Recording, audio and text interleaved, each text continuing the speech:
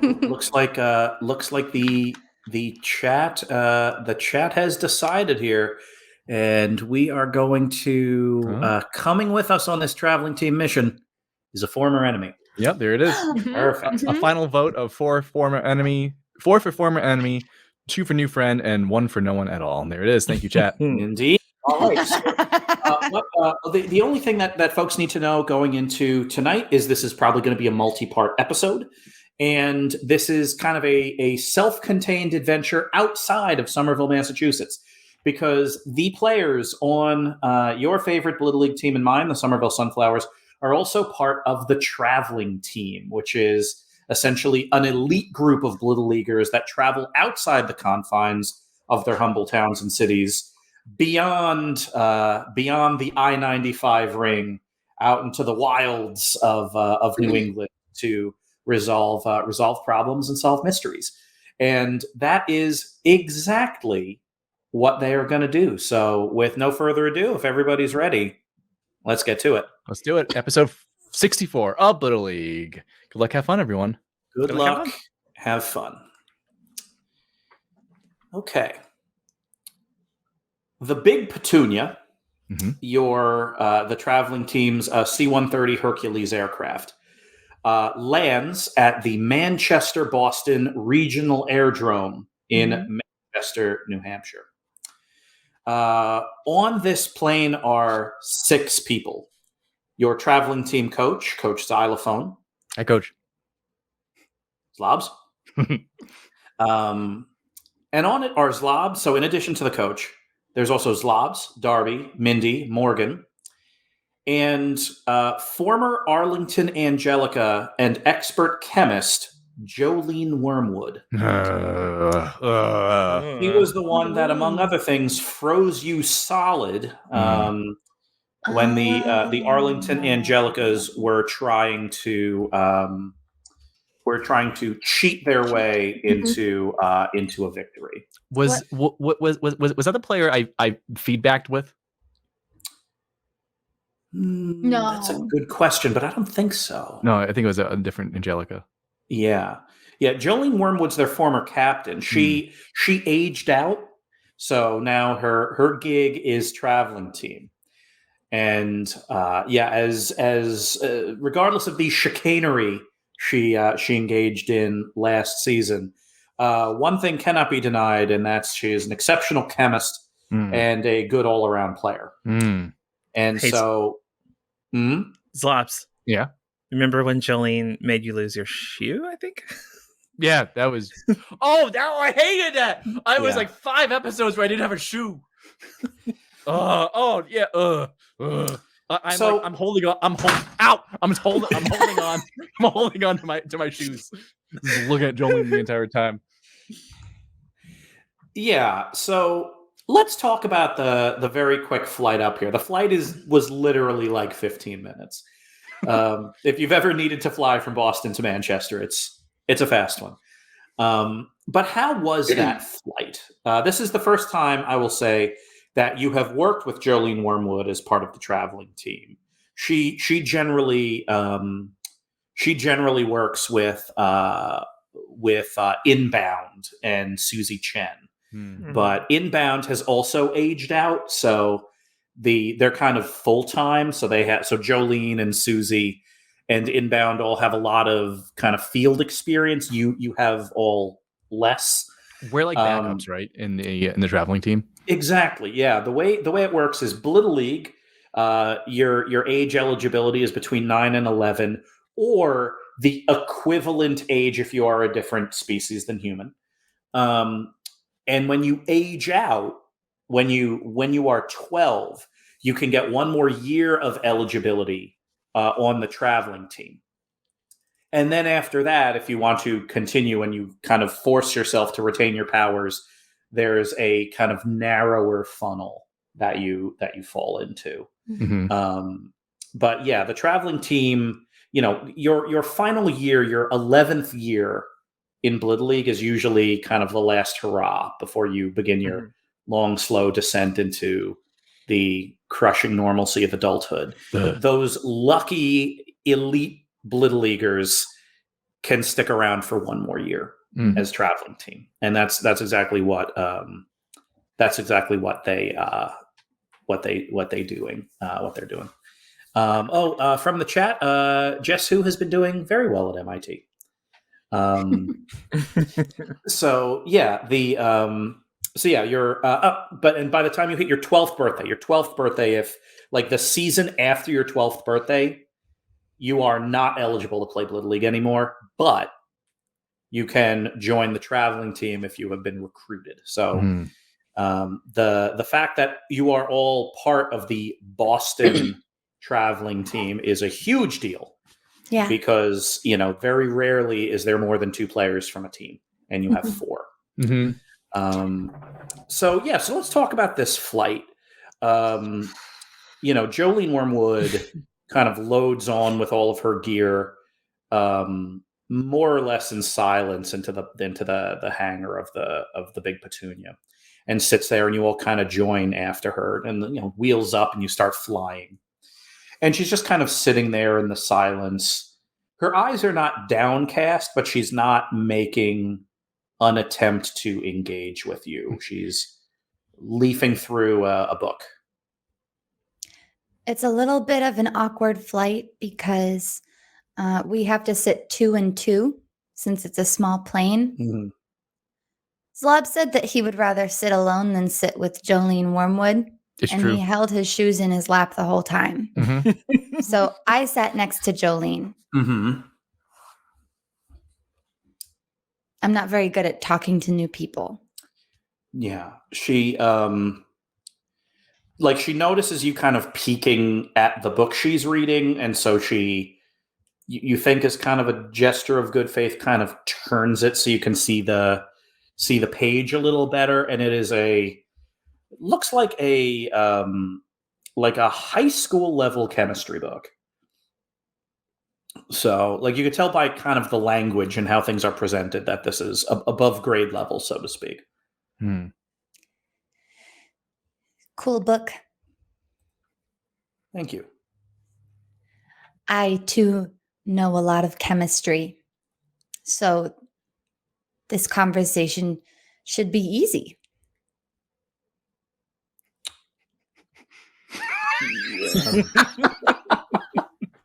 Right. Yeah.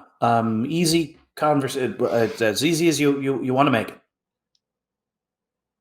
I want to make it easy. I too want to make this conversation easy. Okay. Away we go. Which one should start of us? I will start. Okay. Hello. Hello. We're off to a traveling team mission. Yes, I'm excited to go on this traveling team mission. I'm excited to go on this traveling team mission. Darby, I expect that we'll get to know each other better on this mission. I don't know you very well. You probably know Susie Chen pretty well, and I know Susie Chen pretty well. So another topic of conversation could be, of course, advanced chemistry or Susie Chen. Yes, What's we an have upcoming mission. We have our upcoming mission. We have Susie Chen, and we have chemistry as 3 topics that I think we both agreed to as topics for this conversation. Just pick the first one. I just want to point out that also it smells horrible in here because of Zlobs not wearing your shoes. It's the longest flight. Yeah. There's certainly a pungent aroma, which Jolene does not mention, likely due to the lingering embarrassment of causing you to lose your shoe last season. Makes sense. So, RE, the topics, should we decide on one that we should Darby, please we take should me start outside. with? I don't know what to Fly me outside. Well, do you have a preference? do, Choppy. Do you have anything that you'd like to tell me about any of those? Well, I have a number of things I I could open the say door. about. I open the door. Yeah, so this is fairly low flying, so the back of the Hercules isn't pressurized. But there's still like a big gust of wind, flashing lights. Zlobs. The pilot gets on. The pilot gets on the radio. Everyone strap down. We have compression loss. Coach Xylophone gets up. Coach Xylophone, you realize, wears a fairly innocuous uniform, except for her boots. Those things are pretty serious looking, and pretty much the second the door opens, her boots kind of vibrate a little and kind of bolt themselves to the floor of the plane. And so she proceeds to kind of like magnetically walk herself against the blowing wind to the cargo door. And she proceeds to, Zlobs, grab you by the arm. So I'm like half out of the plane. No, let me go! You don't want that. And then she hits the button, the door closes. I had a parachute. Coach Xylophone looks at you. No halo drop this time. We've been invited to an airfield. Well, an airfield, you say? An airfield, I say. Our contact should be meeting us there. Oh. And with that, as that's all happening, the conversation between Mindy and Jolene pauses and then picks back up to, well, I'd be interested, really equally interested in talking about any of those topics, as I have plenty to say about any of them. So, can you just talk about chemistry, please? Yeah, you kind of pop your head through the seats. It just feels the safest. Sure. And also, I could learn. Of course. So she kind of holds up the book. So what I'm reading now is very interesting. Boom! This is the captain. Please strap in. We are making our final descent to the airdrome. Oh. Well, I guess on the way back, we'll have to hear about what you're learning in your chemistry book. That sounds great. What an eventful flight. Mm-hmm. And with that, the big Petunia lands at the airdrome. Mm-hmm. Oh, as it lands, there's a little bit of turbulence, and my shoe goes flying and lands in Morgan's lap. Mm-hmm. And with that, the big Petunia taxis to a hangar and kind of parks itself outside. The rear cargo door opens again. Coach Xylophone walks out and and kind of waves to someone and then kind of gestures for all of you. And so you all kind of walk off with your bags As a team. Yeah. And walk into the hangar that the big Petunia's parked as a team. That the big Petunia's parked outside of.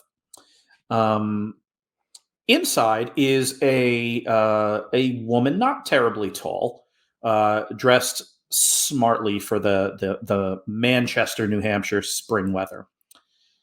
And she looks at all of you, and then looks at Coach Xylophone, and then Coach Xylophone looks at all of you and says, "Well, I trust you will have all of this well in hand. We're taking the plane back. We'll pick you up when you're done." Okay, Thank you, bye, Coach. Thanks, Coach. Best of luck. Why did Coach need to come with us? Well, you're traveling out of state. Oh, okay, yeah. Mm. Yeah, that's fair. Yeah, she generally goes on most missions and then just goes home. To But supervise the travel. more or less, yeah. It's really the only part that needs a chaperone. Mm-hmm. Mm-hmm. Yeah, the Definitely rest the is most just dangerous. hunting vampires and solving mysteries. Mm-hmm. Yeah, you're all minors technically, so you shouldn't fly by yourselves. But Right. once you're where you're supposed to be, then you're fine. Especially Makes interstate. sense. Yeah, it's interstate. Especially Yeah. inside some sort of vehicle as opposed to just, Just in the sky. in the Yeah. sky. Mhm. Yeah, no, there are FDA regs for this. Or not FDA, Department of Transportation regs for this kind of thing. So the woman that greets you, and this hangar is nothing special. It's just like a large mechanical hangar full of parts and stuff, like a big hanging lights. But there's there are a bunch of chairs and big tables set up right near the door. and there's snacks, and Zlobs, don't the grab woman so many the woman looks at all of you. Okay, well, thank you all so much for coming up. My name is Elodie Upton. I'm the curator of the Currier Museum here in Manchester, and we have experienced a theft of art. Oh, Art theft. what kind of art? It's one of our favorite pieces. It's Still Life of a Fruit on a Crack Porcelain Dish by Balthazar van der Ast. A work of I'm sorry, Vander what? Van der Ast, A-S-T. Zlobs. Be professional. Zlobs. All right, Upton. What's your security like? Who's your security around here, Upton?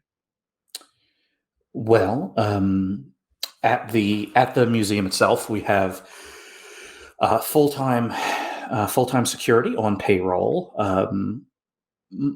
Mundane security. She kind of pauses to think about how to explain that. Mundane security, as well as cameras and a control room. And did you see the theft happen, or what happened? Yes. For that part, I would like to take you all to the museum itself, so you can tour our video collection.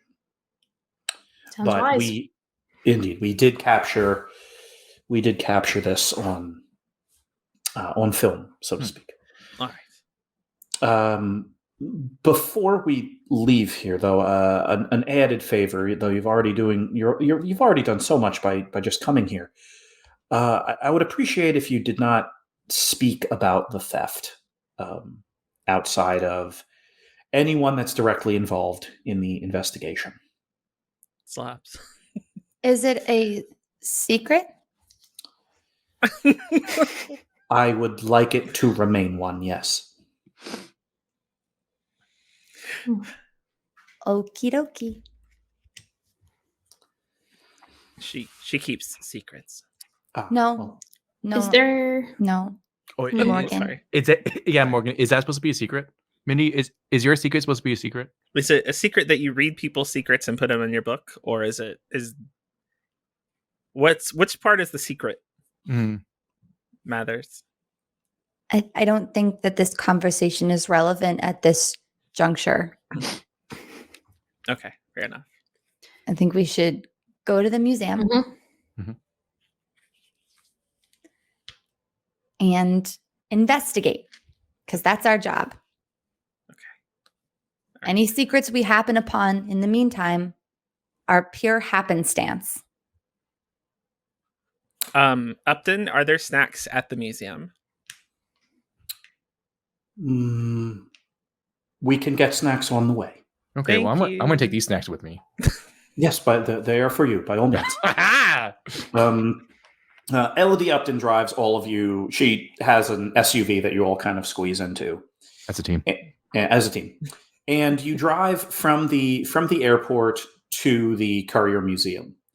The town of Manchester is very interesting, and you kind of go through some of it. She gives you a bit of a tour. It's not that she's driving a super circuitous route, but she kind of loops through the middle of town and on her way to the Currier Museum. The town, she explains, it's about 200,000 people and is a city of very, very beautiful Victorian architecture. The kind of some of the notable things in town is One City Hall Plaza, which you see. And actually, One City Hall Plaza is a place you all kind of know of as members of the traveling team. One City Hall Plaza is a bastion site. Now, because you are outside of the day-to-day protection of Blittle League, most towns defend against various demonic and magic and other threats. out of their municipal budget. So instead of having Blittle Leaguers there to deal with this, they kind of install some industrial defenses. And One City Hall Plaza is a couple of things. One, it's the tallest building in New England north of Cambridge. And two, the roof of it is covered with a fairly complex laser defense system. Ooh. So in the event of some kind of large global threat, One City Hall Plaza is one of the buildings that Blittle Leaguers can congregate in. So there's that. The other interesting thing that you drive by is the Palace Theater, which is a former vaudeville theater that has been restored. And as you drive by, it's, like Manchester, it's kind of late evening and people are out and about and there are restaurants and people are shopping and eating and stuff. But the Palace Theater really looks the part. It's kind of this big, grand building slotted in on the street, this big marquee flashing lights. And it says Kayleigh and Prince on it. And yeah, you head on past that. Elodie Upton also explains that there is a Frank Lloyd Wright house in Manchester owned by the Currier Museum, and kind of various other things. Points out a cemetery and points out various other things as well. So you kind of get a tour. Are there any questions? So she actually asked, "Are there any questions you have about Manchester before we get to the museum?" Yes. What are the people eating? Oh, let me look. Well, those people appear to be eating ice cream. And, ice cream town. Yeah, there are restaurants of all types in town. I'm sure there'll be plenty of time for you to enjoy. Yes. Ms. Upton, do you frequent the Palace Theater? I feel like if you're in Manchester, you really ought to. So yes, I do since I've moved here. Do you know what act that is going up right now? Yes, I do. Their name has been on the marquee since 1914. Kayleigh and Prince. They perform every Friday night at 10 o'clock. If the investigation allows for it, going to see them is really quite a show. Every Friday since 1914? With a break in between when the theater was being restored. It flooded some decades ago. What kind of act is it? What kind of act is it? Vaudeville. I see. Mindy, what's vaudeville? What's vaudeville? Yeah. Like music and dancing. Oh, cool. Oh, okay. Yeah, that's cool. I like music. Does the museum have any enemies? Good question. She thinks about it for a second. I can honestly say no. I am admittedly a new curator here. I was a curator of a museum in the Midwest for a time before coming here. I've been here about 12 months. And in that time, the outgoing curator, the board of directors, no one has made note that there is someone that means to do the Currier Museum any type of harm. Okay. Or is there like a rival museum? Well, I'd like to think that within the context of sharing the great works of art of the modern and previous eras, all museums work together. You give humans way too much credit. Are Kayleigh and Prince the same ones that have been performing since 1914? Yes, they performed in the teens and 20s, and then they went away, and then they appeared for a time, and then there was the flood, and ever since it was restored, they're back. The same two people? Are they ghosts? Nice. Yes. Oh, okay. Oh, okay. That sounds interesting. I definitely want to see that.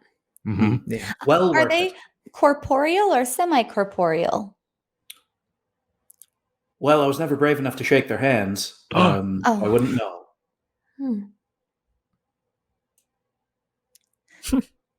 I guess that's all my questions about Kayleigh and Prince. Sure. when did they die? Sorry, I had one more.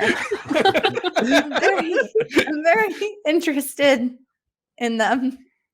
Yeah, they well, I'm gonna have to look this one up. So the let me see. Yeah, the flood took place. Oh, did they die in a flood? They did not. They Oh, died okay. before the flood. So I think in the 40s, most likely. And then then it fell into disrepair, and then there was flooding, and then it was restored. Nice. Hmm. Interesting. Maybe But they've we'll been do a performing show. since looks like 1980. So they've been at it for 42 years at this point. It's a while. They're very good. Hmm. Besides the Palace Theatre, what's your favorite place in Manchester? Mm. Or top 3? The Valley Cemetery. I find it peaceful. Hmm. Yes. Why is Vander Ast? Stop, Zlobs. Why is Vander Ast's art so cool? Why is it cool? Well, I like it because I think it's a really wonderful representation of what still life was of that era. That it's not simply put something in front of you and try to capture it, but it's to tell a story of what is going on in the world immediately around the subject. And I've always found that very, very interesting, that you're looking at a moment in time through the lens of fruit on a dish. What's the story? Like when you look at it, what's the story it's telling? Well, that it's a good day if there's fruit on your table. Mm. And it's about to be eaten. When you look at a still life, I think we, the audience, know that it is composed. But if you think of it as, no, this is just a moment in time for a family, and they gather around and they eat the fruit that they picked from their garden, or they eat the fruit that they bought at the market downtown when they went into town, it paints something different. Who in that family wants which piece of fruit? In what order do they choose it? Does the mother or the father pick first? Do the parents cut the fruit in half with an old knife that's been in that kitchen forever? Your mind can extrapolate all of those things, all of the things that happen outside the canvas. I've always enjoyed that. Slobs? Yeah, I love fruit. Oh, Slobs? Oh, fruit's fine. Why can we trust you? I don't know. Why can you trust anyone? Oh, good point. I usually figure it out. That is usually right to Verify. mind. You're not a vampire, right? I certainly hope not. No, okay, just making sure. Vampires are right. Yeah, they're fine, but it's always good to know. Just All get right. it out of the way. As a steward of the collection, I could not imagine despoiling it by stealing something, if that's what you're implying. No. Can we see the museum? Yes. And so you are there at the museum. It is it's a particularly beautiful building. Kind of big and modern. There's this big kind of glass facade in the middle, and then wings off of it. Great big kind of patio out front. And she walks in. The museum it looks like just closed. And so there are people still milling around outside. And she kind of looks for a moment and says, you know what, we'll go around the back to the employees' entrance. And she kind of drives around to the back and parks in kind of another parking lot. And you go through a much less pomp and circumstance-esque entrance. Does Ms. Upton feel embarrassed about the theft? 2d6 plus weird. 9.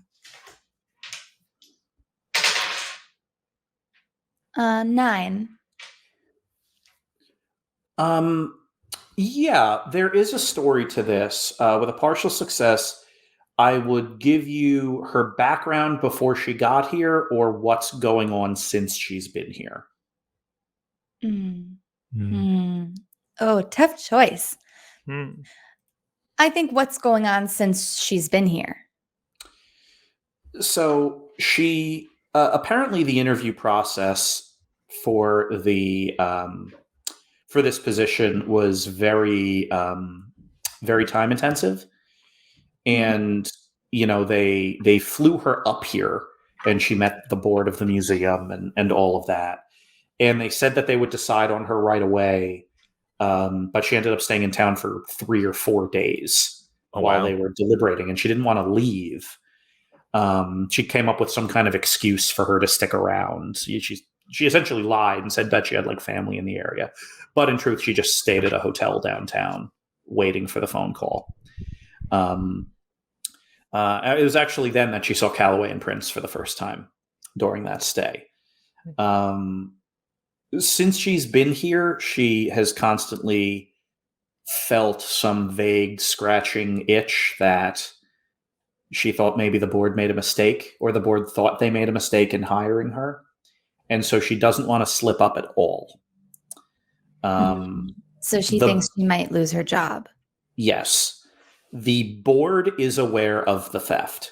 She does not want the public at large to be aware of the theft, due to both the embarrassment and a fear that there would be some public sentiment that turns against her.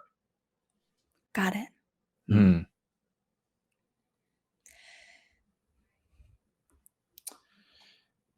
And yeah, you kind of see all, and that's the thing, Mindy, is, you like everybody else can kind of observe what people are wearing on their faces. And what's interesting is, while Darby kind of starts with the face and can read what the thoughts might be, you start with the thoughts and then see how well they're hiding it on their face. So it's almost like if the two of you were looking at the same person, you'd kind of hit right in the middle.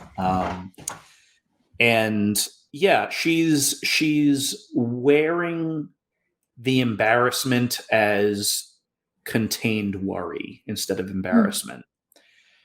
And with that, she kind of walks in. There's much more security here now. Like, you think there's a bunch of security in like a break room, and then there's you see security around, and then you go into you walk into the kind of the video room, and it's it's what you would expect the security room of a museum would look like, which is just kind of a big set of monitors, all with images kind of slowly flashing and changing of just like pieces of art at various angles.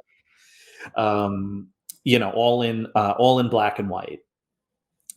And she walks up and kind of looks at one of the security guards, who kind of nods and stands up, and she sits down and types something into a keyboard and pulls up the video of the theft. And she starts with the theft itself. And this is what it looks like. It's just this close-up, not a close-up really, but this kind of downward shot of the painting. And you get a fairly decent sense of the painting. It is a still life of fruit on a plate. But it's like you're looking at it as if you were 15 feet tall, because that's where the camera is. Oh, I see what you're talking about with the fruit on the plate. I've definitely, That's definitely been in my home before. That's cool. Fruit or the plate or a print of this? No. Like at my home, we've had a plate of fruit before we were going to eat it, and so I can relate to this art too. Good. And she kind of pauses and turns to you, and says, "You see, that is what art is all about. That is the timelessness of it." Like, and she just instantly switches into professor mode and goes through like a 2 or 3 minute, like remarkably heartfelt kind of micro lecture about how this painting done in the middle of the 17th century resonates today because there is a timelessness to a still life of something as simple as a bowl or plate full of fruit. Is the security guard nearby? Yeah, now that he is standing up, he is typing away on his phone. Oh, while Ms. Upton is talking, it's probably a good time to read his mind. Makes a lot of sense. Yeah. 2d6 plus weird, please. Another 9. Gotcha. Do you want to know what he's thinking or what he's feeling?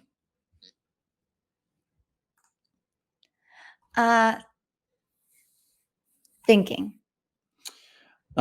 He is thinking about getting another job. Oh. Oh, no. Oh, is he worried about the museum?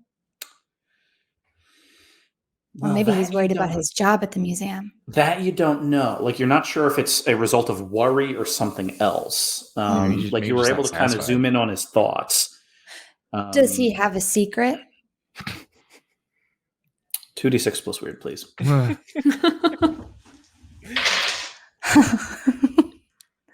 5.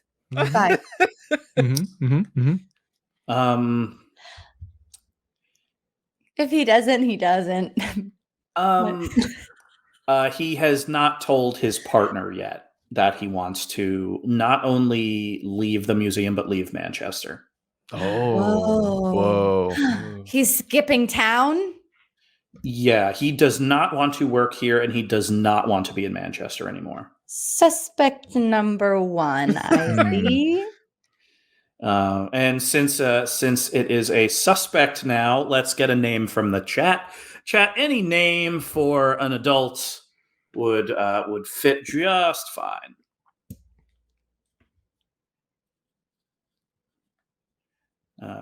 Stefano. Oh, these are really good. Stefano Lastara. That sounds great. Stefano. Yes, Stefano Lastara. It's Medley. Those are all great names. Solid name. These are all great names. Irving Washington. Yeah, I feel like they were all like painters, like famous painters. Indeed. Yes. So, yes, I see. This is an Irving Washington. Mm-hmm.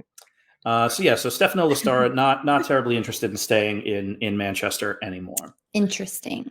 Mm-hmm. And yeah, then you pull up the video. So it's just this shot down at at the painting, and what you see is what looks first to be a kind of blurry image in front of it. Like you think that the camera's somehow out of focus. But no, it's not a blurry image. It's a humanoid shaped being of light, Ghost. like fuzzy light, kind of walking up, taking the frame of the painting and kind of bending it, and then sliding the painting out, rolling it up, and then walking out of camera. Wait a second. What if it's a ghost? Could be. Seems like they've got a lot around here. But could we see through it? Like through the light? Was it opaque or was it? No, it was opaque. Okay. Darby, does that look more like a ghost or like an angel to you? Looks more like an angel to me. Except for, well, maybe it's different if we're seeing it over a video, but last time when I saw your true form, I a little bit felt like my brain was going to leak out of my ears. Looking at this, I feel just fine, but maybe it is because it's captured on video. It could be. Can I take a small snapshot before it even arrives at the painting, but just when it arrives in the frame, and send it to my phone? You can have all digital images here. Okay. So yeah, you all have plenty of images of this. But yeah, you're kind of looking at kind of this bank here. So Can we see the scene? Yeah. The crime? Yeah, so you're led through kind of the lights are still all on in here because you're all in here. And so you kind of walk through the wings to where this was. And yeah, there's a there's a big sign up that says, it's surrounded by like a velvet rope, and in front of it's a sign that said, this piece not currently on display. Just like in a little standing sign. Did you do And the frame has been taken down as well. Oh, so the frame's not here. If you want access to the frame, you can have it though. Yeah, I think I'd eventually like to have access to that frame. Sure. So what would you like to do now that you're at the scene of the crime? I'd like to see if I can detect any magic that might have been done here. Oh, Absolutely. So, investigate a mystery, 2d6 plus sharp. Alrighty. And that is a 10. Oh. All right, so you can ask 2 questions from the investigate a mystery list, and you have a free one. All right, I'll start with my free one. What magic was done here? Energy projection. Energy projection. What does that mean? So this is something, Morgan, that you were able to kind of figure out looking at the image, and then like you download it to your phone and you're kind of scrolling through it, and then you're here and you conduct an investigation. So you have your chalk out and like the plumb bob, and you're doing kind of all of these things, and you're like burning things, and there is a residual kind of wobble in the area that suggests that essentially energy projection had been done. That is to say that some user of magic was able to project a sustained force that was here for a minute, which leads you to believe that that thing that opened up the frame and took the picture was essentially a force projection instead of, say, a ghost or an angel. Okay. Where did it go? Now, this takes you beyond the crime scene. You kind of have the frequency tuned in to like what this thing should feel like, and you start kind of rummaging around in your magical investigative supplies.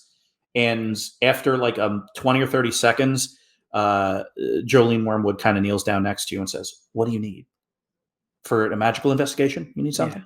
Yeah. Mm-hmm. Okay. I need. Do you have any breakers? Yeah, of course. And so, in her bag is kind of a box, like a big long box, like size of maybe 2 shoe boxes end to end. And she takes it out, and like the bag looks like it would hold bats in it, but instead it's just this box. And she kind of puts it down and kind of unlocks the switches or the locks on it, and the thing kind of springs up like origami. And it almost looks like a naturalist's desk. Like it just kind of springs and pops up, and there are all these tiny little compartments, and she kind of pulls out like from there's just a drawer full of breakers, and she hands you those, and you start talking about like the energy signature of the force projection, and she takes your chalk and kind of has some attuned mercury that she adds to it, and she kind of hands it all to you. and you're able to now conduct a very efficient magical investigation with this kind of augmented equipment that allows you to more or less draw a line through the museum. And so the answer to the question, where does it go, is not as simple as like, it took this thing, it took this thing and then like phased through a wall. It's like, no, it walked through the building. And you're able to kind of follow. So you're like kind of dropping a trail of chalk, and it's kind of spraying all over the floor to create these weird little sigils that you're then interpreting. And it ended up kind of entering through a side door that essentially it forced open. So it didn't like smash a lock or anything.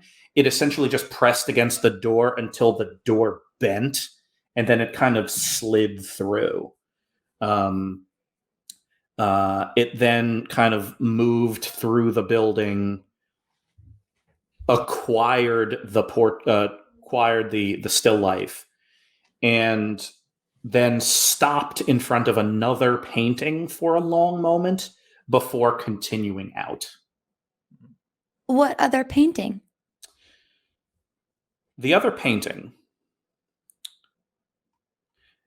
is one of the Courier Museum's most impressive. It is Claude Monet's The Bridge at Bougival, an 1869 classic, kept under glass. I pick up the glass. No. Oh, Zlobs, what? I pick up the glass? So the glass is it's hermetically sealed, bulletproof glass bolted to the wall, and in it is this Monet. Mm-hmm. Would you like to try? Well, I'm not going to force it. Okay, yeah. I don't know that for sure. Yeah. Okay. Yeah, you could probably hit this thing with a grenade. And yeah. I wouldn't, everyone. So, yeah. Yeah, it kind of looks at it. The fear in your eye. And, you go and you get more of the video. And because you know the exact route this thing took, you're able to, Morgan, kind of craft like a series of shots that show it kind of like walking from the room where that door it forced was, down a hallway, into the main gallery. It stops at the Monet, stares at it, continues to walk through the museum, takes the still life, walks back, stares at it again, and then leaves the way it came. I'd like to stare at it for a while and see at the Monet and just appreciate it and see if anything comes to me. Maybe I can see what the energy projection was seeing. Yeah. So it's an oil painting of a kind of this low footbridge, beautiful trees, sky that's blue but cloudy, a small beautiful village in the background. When you look at it, you see it's as if you are looking at it as someone that is about to walk into the village over this bridge. It is a remarkably serene painting. I thought maybe that. Oh, yeah, I thought that maybe it was thinking about stealing it too. But now, honestly, I think that maybe it just wanted to have a peaceful moment. If only we can go inside of it, that would be pretty cool. That well could be. Morgan, you've got one more question left. I will let you ask where did it go a second time to track it to outside the museum, or you can ask a different question entirely.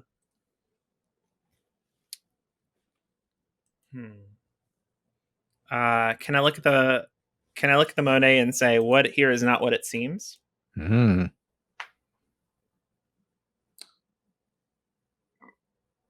Yeah. I'm trying to see what I could give you with that. Hmm. Because the Monet is very much what it seems. Mm. Okay. This is very clearly the original from 1869. The security here looks impressive. Hmm. It is one of the Currier Museum's most celebrated pieces. The store here sells mugs with this on it. $40 umbrellas that if you expand it, it's the... So it's not so much that the painting is not what it seems.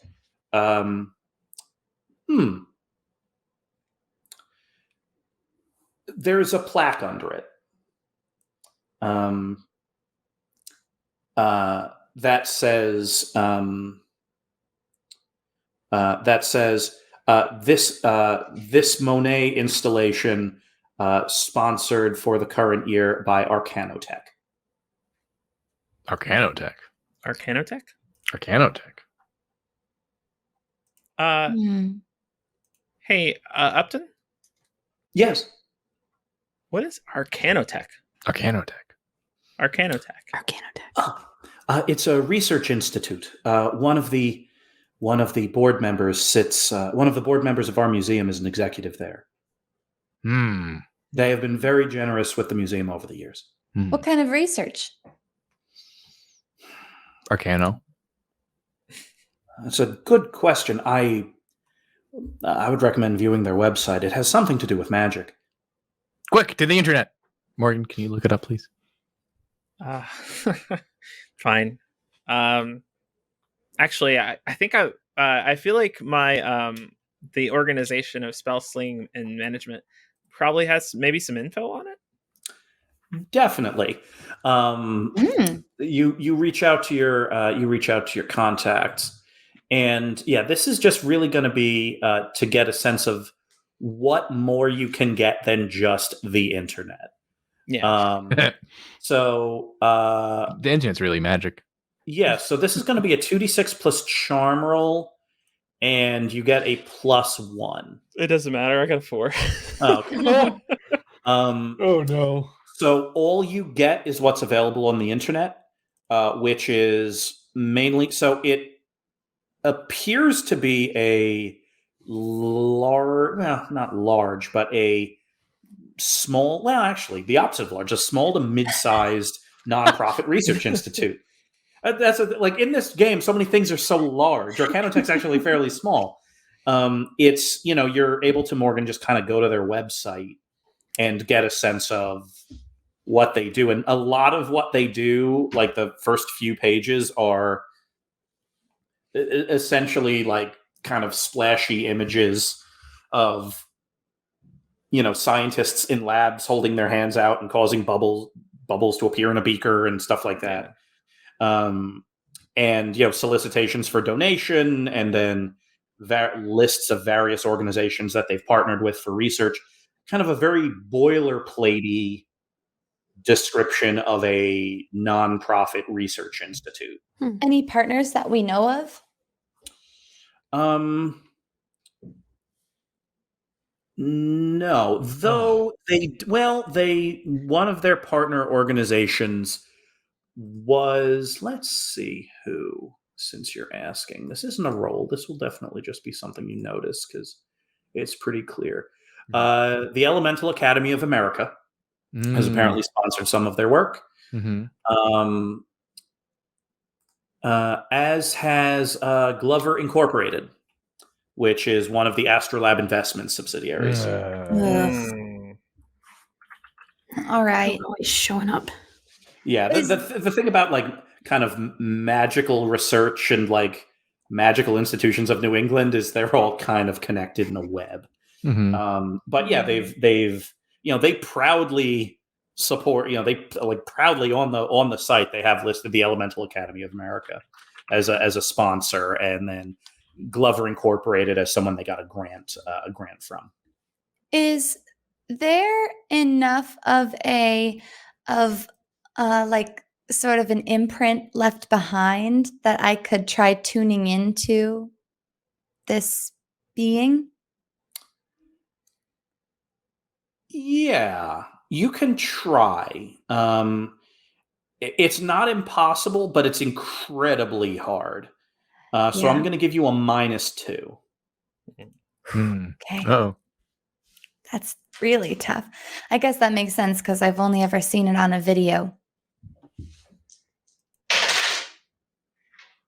But luckily, I am one powerful little lady, and I rolled a 10. Yeah, so this is a group effort, but you kind of like, because Morgan and Jolene have spent so much time kind of playing with the energy and the residue of all of this, you just kind of start opening up your mind to get a sense of, what exactly this all is. And you're trying to imagine where this force being is, and did it walk through here? Zlobs has to feed me snack foods while I'm tuning in so I could just keep a steady stream of energy coming into the, Yeah, this the is brain. the engine is running as powerfully as it can. You're driving this truck up a hill, because you don't have, it is a thing that is not sentient, that is projected by someone you think several days ago. You only have a video to go on, and so you're trying to approach it from the feeling of powerful emotion, maybe, and you end up getting this unmistakable feeling that you're on to something. And what you see is not the force being kind of walking through in your memory. You end up kind of getting a snapshot of an image. And you rolled a 10, so it's someone looking. You feel as if you are someone looking at the Monet. And you're staring at it, and this Monet is evoking a lot of feeling for you. And you keep getting shots of this, and you kind of see this hazy image of the Monet through the eyes of someone. And you think it's the same image again and again, but you realize the light is a little different. You feel more awake at times and more tired at times. And so it's, yeah.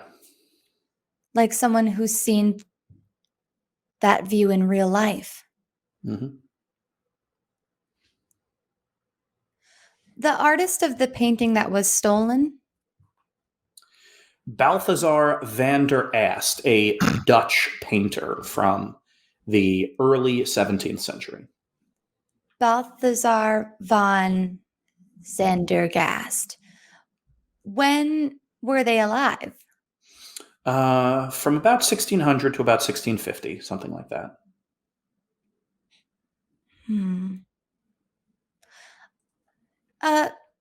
Ms. Upton. Yes. Does Manchester have a library? Of course it does. I think we might want to do a little bit of research.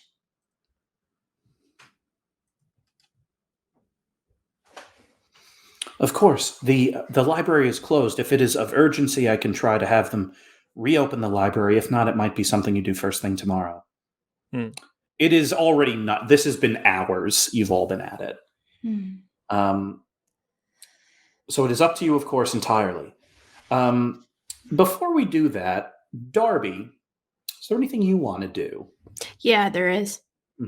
I want to go up to the scene of the crime where the still life used to be and take out the Polaroid that's in my pocket dimension and just pin it up where the painting used to be and see what I see in the Polaroid. Sure. Let me find something that it would know. you put it up, and it's blurry, but it looks like a blurry off-center image of something on paper. And you can't make out, like, there's writing on it, some kind of design around it. Like handwriting. Like handwriting, like fancy handwriting, and you can't really make out anything aside from the 3 biggest words. What are those? Save the date. Save the date. Mm-hmm.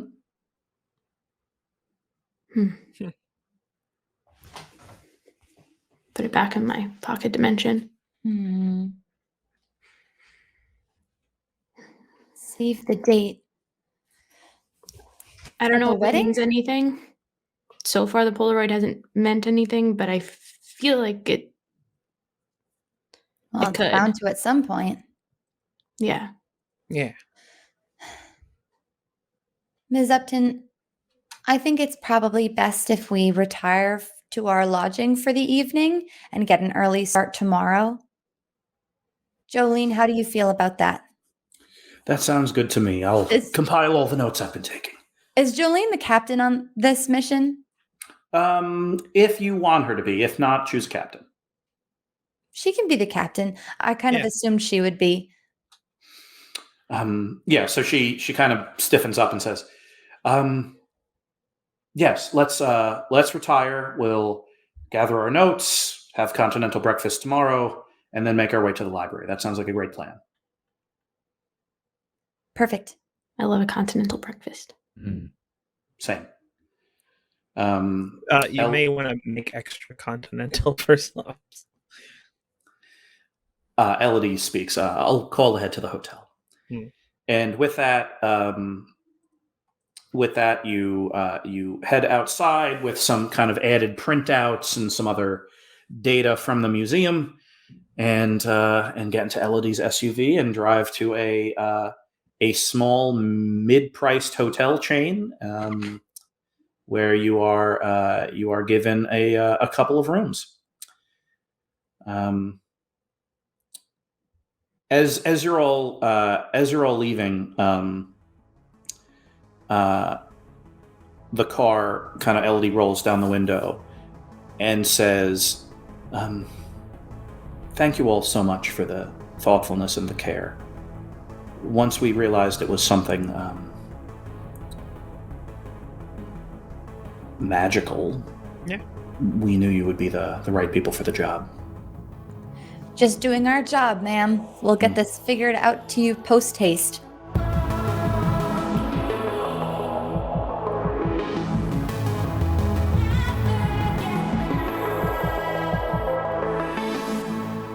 Balthazar Vander Ast's still life of fruit on a cracked porcelain dish is sitting in a different frame on a table. Next to it is a cage, small cage. In it is a hamster.